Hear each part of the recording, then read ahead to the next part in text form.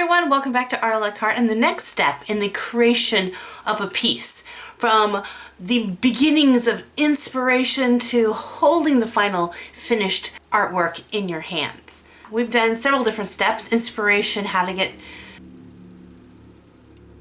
inspiration, where to find inspiration for your artwork. Last week we talked about how to get from inspiration to an idea and sketching out tons of different thoughts and kind of selecting one that rises to the top. In today's video, we're going to be talking about thumbnails, something that I sometimes use in my finished pieces, and sometimes I skip this part altogether and just jump right into creating the finished piece.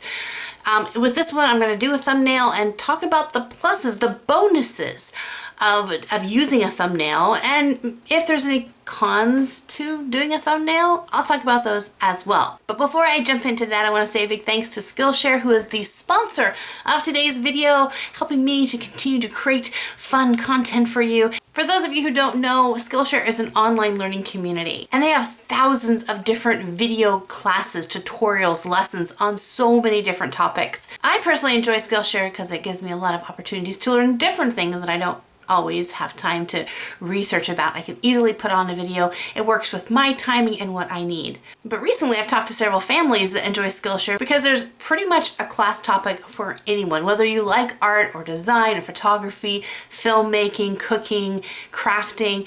There's classes on so many things. A premium membership gives you access to all of those class topics. One that I have on my list to watch is how to create fantasy maps. I love reading books that have maps in them, so I'm excited to check this class out.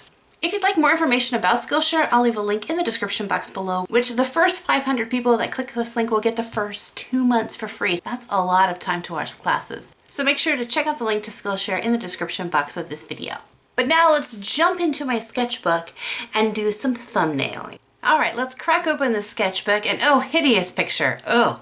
I will do a video where I talk about why there is such a hideous picture in the sketchbook, but not in this video. But there's a reason. It's a good reason, but I should put like a paper over it. Warn people, don't look under here. Let's talk about thumbnails. So first, what is a thumbnail? A thumbnail is a small, really quick sketch that encompasses the idea for your picture. In it, you're expressing your composition, your layout, and you might even add color swatches to it just to kind of figure it out. Thumbnails don't take a lot of time. Generally, they're really quick, messy, just enough for you as the artist to be able to interpret that little scribbly image into your finished piece. There are artists that make amazingly beautiful, detailed thumbnails, pretty much based on you as an artist, how detailed and how much you put into your thumbnail. Your thumbnail is just a tool for you to use. As I said before, I sometimes don't use thumbnails and I jump right into working on the finished piece. There are pros and cons to using thumbnails, and I want to go over those really quickly. So first, let's take a few of the pros. One is I can see where I'm going to have problems. It's like my practice run. It's my warm-up. If you haven't watched the videos before this, the theme we're going with is a keyhole and key. I want to make two distinct pictures, one of just the keyhole and one of a key that matches it.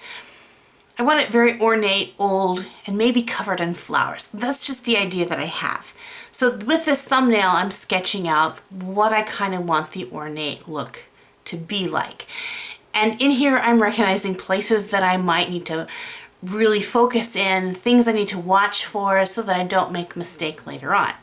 The biggest one is symmetry. Symmetry is where things look the same on both sides. So if I make a line on one side, I need to make the same line on the other side, like a butterfly wing that has symmetry. So for this piece, because there's this ornate decoration, metally kind of decor around the keyhole, I want those two to look the same. Now, an easy way to do this is to do it digitally with kind of a setting where when you draw on one to the paper, it automatically transfers in a mirrored image on the other side. But I want to try to do this whole piece traditionally. I'm going to try not to jump over into digital art to do that. And in this thumbnail, I'm seeing where that's going to happen. I'm really going to have to watch not only the positive spaces that are the metal working and where the swishes and swoops are, but also my negative space, the distance between the metal and the keyhole itself. If that's off a little bit, then my whole piece is going to look off. So by doing this, I'm realizing I should very lightly sketch out where the keyhole is and not super hard. That way I can adjust where that is. I can move it over if it's lopsided, which is something that's challenging to do in traditional art. The other thing I want to think about is like flowers. I want flowers wrapped around it, and I have to decide what type of flowers I want. Originally I was going to go with small roses, but then I thought, no, that's a little too busy. And then eventually I moved to drawing like little tiny daisies and began to put them around there. And what I found is I can use these flowers to cover up problem areas. So if in my design there's an area that I'm having a hard time getting the symmetry, I'll just cover it up with a flower. So figuring those things out in a thumbnail really, really helps. I'm using the same method with the second piece, which is going to be the actual key. And I haven't done a lot of sketching with the key yet, so I'm kind of coming up with an ornate design for the handle of the key. I know I want a little bit of a heart look in it, and initially this design of the key I decided didn't look great. I wasn't super excited about it. So you'll see in a little bit, I actually make a secondary design, which again is a huge help with thumbnails. You can draw something and at first really like it, but as you work with it more or you look at it more, you realize it's a bit off. If this was the finished piece, I would probably have to scrap the whole page and start fresh, because I've already put so much line work in there and pushed so hard with my pencil at this point that trying to erase it right now would probably damage the paper, and there would probably be cast shadowing or ghosting of the original sketch. So I can work out those details in a thumbnail. You'll also see that I do the exact same thing with the flowers. I'll talk about that later, but I totally switch flowers at the very, very end. Another important part. But now let's talk about color swatching, which is another really important part that a thumbnail plays. And sometimes artists will create multiple thumbnails of the sketch they want and try out different swatches of colors, because sometimes one set of color looks great, but if you can put 3 or 4 different versions of that picture with different colors, it kind of opens up your options and helps you to choose a better color combination. I'm wanting to keep everything very muted, not any rich tones, more antique looking color tones. I also don't know what medium I want to do this with, whether I want to do it in Copic marker or I want to do watercolor. I'm kind of leaning towards watercolor, but for the color swatching, I'm using Copic marker because that way if I decide to do markers, I already have the color swatches out, whereas with watercolor, I can mix my colors to match any color in my Copic spectrum, so that's not a big issue. So I'm going to lay out a few different colors and test the waters out. These are a few of the pros about doing a thumbnail before jumping into that finished piece. So what are some of the cons? There are 2 that I can think of, and one is kind of a lame one, and that's time. It takes time to do a thumbnail and do the research and to, and sometimes as an artist we just don't feel like doing that. We just want to get right to the decorating the cake. We don't want to research the recipes. We just want to do the fun stuff. For me to take time to do a thumbnail is an extra step, and sometimes I just don't feel like it, but I think it's a worthwhile step. So I don't think time is really like a negative. It's just anti-laziness. The other negative about doing a thumbnail, and this one is actually legitimate, is sometimes when I draw the sketch for the thumbnail, it's really good. Like, that is the sketch. And I know if I try to redraw this sketch on nice paper and recreate it, I'm never going to capture the original sketch that I had. And that can be annoying, frustrating, and scary. But again, that's the risk you have. I find any of those methods that I go to transfer one sketch to another piece of paper, oftentimes I lose whatever it is, the magic that's in that sketch can sometimes get lost. If that's something that you're worried about, the solution is to not make a super detailed sketch.